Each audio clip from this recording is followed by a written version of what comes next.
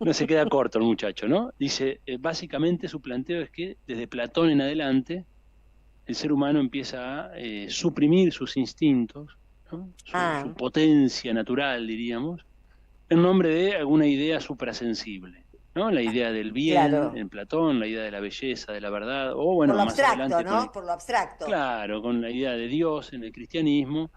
Y entonces él va, de hecho va a ser una continuidad ahí, ¿no? Platonismo, cristianismo, capitalismo, para él es parte de la misma historia, y él va a aborrecer todo eso y va a proponer el retorno a una Grecia arcaica, preclásica, digamos, la Grecia de la época guerrera que podemos leer en Homero, ¿no? En la Odisea, en la Ilíada, esa Grecia de la aristocracia, ¿no? De la aristocracia guerrera, que es a la cual él pretende volver, que es básicamente una etapa de mucha violencia, ¿no? De instintos poco reprimidos.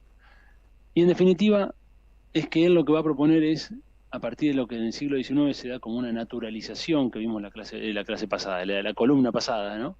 Una naturalización del ser humano, vimos la influencia de Darwin en ese sentido, ¿no? El ser humano deja de ser algo distinto, sino que pasa a estar inmerso en la naturaleza, ¿no? En la evolución de Mm. las especies. Bueno, Nietzsche saca conclusiones de eso y va a afirmar precisamente ese carácter natural del ser humano y va a decir, bueno, toda esta cultura es la cultura de la, en definitiva, de la opresión, ¿no? De la represión. Y va a proponer con una figura que hizo mucha historia, que es un contrapunto que él hace entre lo apolíneo y lo dionisíaco, va a proponer el retorno a lo dionisíaco, ¿no? ¿Qué sería Ujú. esto? Bueno, lo apolíneo es la razón, el control de los instintos, representado por Apolo, ¿no? Dios del sol, ¿no? La figura griega de la, muy vinculada a la inteligencia, ¿no? A las Y la luces. individuación también, ¿no? Exacto, ¿no? Algo separado del todo, ¿no? El individuo con su despliegue. En cambio, lo dionisíaco, que es el dios del vino, el dios de las bacanales, ¿no? Griegas y romanas, que eran momentos de confusión, ¿no? Del uno en el todo. Comunidad Y, desorganizada. bueno, algo así. Y él va a reivindicar ese momento de liberación, ¿no? Muy Mm, vinculado al vino, a muy los vinculado a ese carnavales, ¿no? momento de, exactamente, ¿no? A la orgía en el concepto de las Claro. fiestas bacanales, etcétera. Pero va a tomar esta idea de que hay un espíritu en la historia, dionisíaco y un espíritu apolíneo, que lo que se ha impuesto en la tradición occidental ha sido el espíritu apolíneo, y de lo que se trata es de recuperar o de liberar, si ustedes quieren, el espíritu dionisíaco, ¿no? Esto apolíneo es lo que ha llevado a lo que para él es una decadencia, una minusvaloración del ser humano, que es el concepto de la igualdad, de la dignidad humana, de la compasión, de la moral. Todo esto para él es aborrecible, ¿no? Es decir, fíjense que es un discurso, para quienes estamos de este lado del mundo, es un discurso que es muy chocante, ¿no? Él va a decir Es incluso chocante, que sí. hay que ayudar, por eso, por alguna razón, Hitler visita a la hermana de Nietzsche, ¿no? En el 33, una visita muy conocida, saca una foto con un busto de Nietzsche, ¿no? Es decir, evidentemente, el nazismo abrevó en la obra de Nietzsche porque expresiones como hay que ayudar a morir a los débiles, bueno, claramente eh, daba pie Claro. a lo que luego va a ser el holocausto y el genocidio cometido por los nazis, ¿no? Él tiene expresiones tan fuertes, por ejemplo, en el libro El Anticristo, que es uno de sus libros principales, va a decir que elige el odio y la guerra en lugar del amor y la paz. O sea, es abierta y directamente contrario a todo lo que venimos pregonando como el desarrollo del humanismo, más allá de las discusiones que existían en torno a lo humano, indudablemente había una idea de, bueno, de que debía avanzarse hacia una comunidad más amplia, que debía avanzarse hacia el concepto de dignidad natural del ser humano, es decir, la idea del avance de la razón y que mediante la razón podíamos resolver los conflictos. Bueno, en Nietzsche reaparece como una reacción de una aristocracia guerrera, ¿no? Que se opone a estos preceptos del derecho y la moral, aparecen las loas a la violencia, ¿no? A la imposición del más fuerte, a la jerarquía natural, un odio explícito y manifiesto a lo que él considera la gente común, ¿no? Y Lo las mujeres mediocre, también. y las mujeres también, sí. La blandura, que no él va a asociar ahí a la mujer, ¿no? La blandura, la compasión, el ascetismo, y va a reivindicar todo esto que en definitiva lo va a asociar a un principio anterior, que creo que es quizá lo reivindicable en él, que es el principio de la vida, ¿no? Él va a decir en definitiva que la vida busca preservarse, conservarse y aumentarse, ¿no? Es decir, la idea de que la vida para conservarse necesita aumentarse. Ese aumento de vida es la voluntad de poder. Cuando escuchen hablar de voluntad de poder a Nietzsche, no estamos hablando de la voluntad de poder política o como podemos entenderla habitualmente, sino que tiene que ver con un principio, diríamos, metafísico, ¿no? Que tiene cierta tradición en la filosofía alemana, que tiene que ver con un devenir de la vida, ¿no? Entonces él va a creer que la tradición que se desarrolla en Occidente oprime la vida, ¿no? En definitiva, lo que va a intentar con su filosofía es como liberar ese instinto vital que está sofocado por la historia de la cultura y de la represión. Fíjense que, por ejemplo, Freud toma mucho de esto, ¿no? El propio Freud tiene un libro, creo que del año 30, en 1930, El malestar en la cultura, donde básicamente son estas mismas ideas, ¿no? Va a decir la idea de que, bueno, la cultura es inevitablemente represión del instinto, solo que Freud lo va a entender como, bueno, esto es inevitable, es así, es el camino por el cual hay que ir. Nietzsche, en cambio, va a proponer que aparezcan estas aves de rapiña, dice, estas bestias rubias capaces de transmutar los valores, estos valores que están sofocando esta energía vital, ¿no? Este es un poco el planteo, y liberar este espíritu guerrero. Un planteo un poco loco, ¿no? Bueno, él termina en la locura. ¿No estaba un poco loco Nietzsche? Sí. Claro, él termina los últimos 10 años de su vida literalmente demente.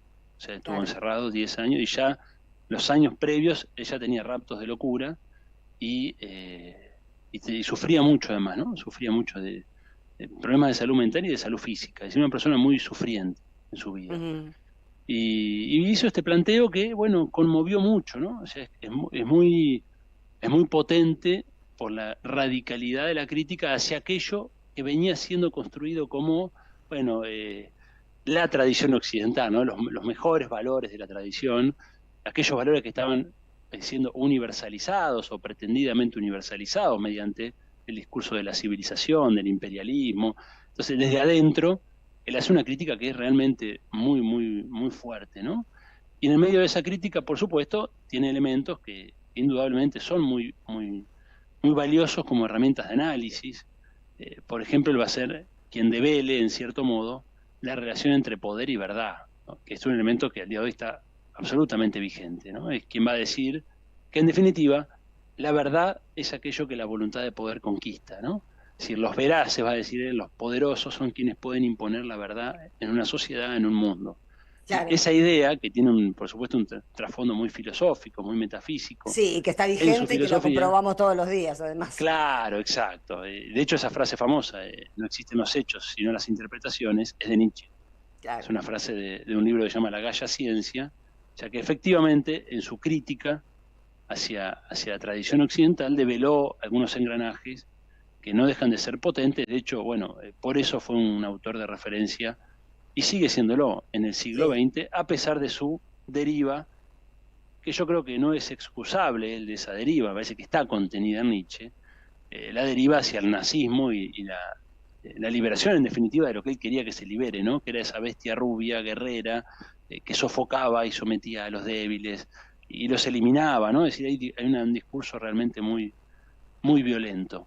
Y sin embargo, y con esto nos acercamos al cierre, en el antihumanismo de Nietzsche también pueden verse algo de las paradojas del humanismo que venimos recorriendo. Y creo que esto también es interesante. Porque el humanismo en Europa, ¿no? El humanismo que se desarrolla del siglo XIV en adelante, tiene que ver mucho con elementos que están en Nietzsche. Por ejemplo, la idea del ser humano como naturaleza viviente, es decir, la idea de una secularización de la concepción del hombre, ya está en el humanismo, ¿no? Y se va desplegando hasta la Ilustración, donde ya tenemos un ser humano absolutamente secular. Y en el siglo XIX se naturaliza, ¿no? Entonces, Nietzsche, en cierto modo, es la continuidad de su humanismo, es la continuidad de un humanismo que nos dice que el ser humano es la medida de todas las cosas. Recuerden que Nietzsche acuña esta frase de Dios ha muerto, con lo cual ya no hay otro fundamento para la filosofía, más que el ser humano, la vida, lo material. Entonces, hay elementos en Nietzsche que son propios de la tradición del humanismo. Es como si Nietzsche dijera, ojo que este humanismo que construyó Occidente es antihumanista, es como si él le estuviera diciendo, porque están imposibilitando el desarrollo de lo que él va a llamar el superhombre, ¿no? Que es la posibilidad de realizar lo mejor de lo humano, en tanto él lo entiende como la liberación de esta energía vital, ¿no? Por eso él va a tener una frase que también es muy conocida, esa idea de que el hombre, el ser humano, es una cuerda tendida entre el animal y el superhombre, ¿no? El Übermensch en alemán. Que es la idea de que hay algo que está más allá de lo humano. Y ese más allá de lo humano es lo que esta cultura, según él, la moral cristiana, la moral burguesa, la moral griega, es lo que está sofocando. Liberemos eso para que aparezca ese humanismo, ¿no? Ese humanismo de verdad, es como si Nietzsche nos estuviera diciendo. Y ahí aparecen un poco estas contradicciones del humanismo, ¿no? Que por un lado tiene esta afirmación de la igualdad, afirmación de la dignidad, que está presente en el humanismo, y al mismo tiempo esta idea de, bueno, es la realización del ser humano a lo que dé lugar. Y ese a lo que dé lugar significó la opresión de otros pueblos, la destrucción de la naturaleza, ¿no? Entonces, es interesante esto, ¿no? En Nietzsche aparece esta cierta aporía del humanismo, esta contradicción del humanismo, entre la afirmación de una universalidad de un género humano y un discurso, si ustedes quieren, del amor y de la inclusión, y un discurso que sirvió al odio y la expansión de una lógica instrumental, capitalista, imperialista, etcétera. Así me que río bueno, porque estaba acordando, me estaba acordando de una publicidad que dice cortarla con tanta dulzura. Nietzsche llegó para decir cortémosla con tanta dulzura. claro, bueno, y también es heredero de un siglo de pesimismo filosófico alemán, que es un pesimismo que también irradia sobre el siglo XX con mucha fuerza, ¿no? Toda esa crítica al progreso, cuando empieza a desmoronarse la idea tan poderosa en el siglo XVIII de que, bueno, la historia avanza hacia adelante, hay un sentido, hay una razón, que un poco la hereda del marxismo, ¿no? Con la idea de la revolución y una dialéctica muy teleológica, ¿no? Que va hacia adelante. En definitiva, la cosa es inevitable. Bueno, eso se empieza a desmoronar en distintos autores, en Benjamin también. Bueno, finalmente la historia parece que no progresa.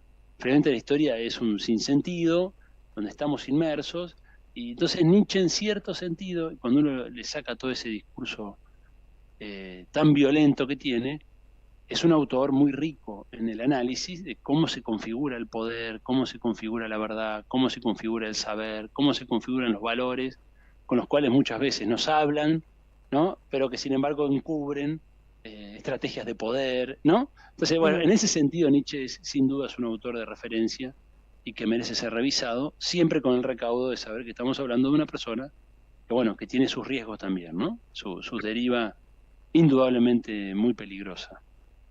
Así es. Bueno, gracias, Santiago. Bueno, gracias a ustedes. Adiós. Bueno, nos encontramos la semana que viene. Un abrazo. Chau, chau. Chau, chau, Santiago. Así que vamos a última tanda y cancioncita. Deja tu mensaje en nuestra línea de oyentes de WhatsApp. 11 3200 0530. Somos Radio AM 530. Necesitamos la energía para vivir. Aprendamos a cuidarla. Somos la distribuidora más grande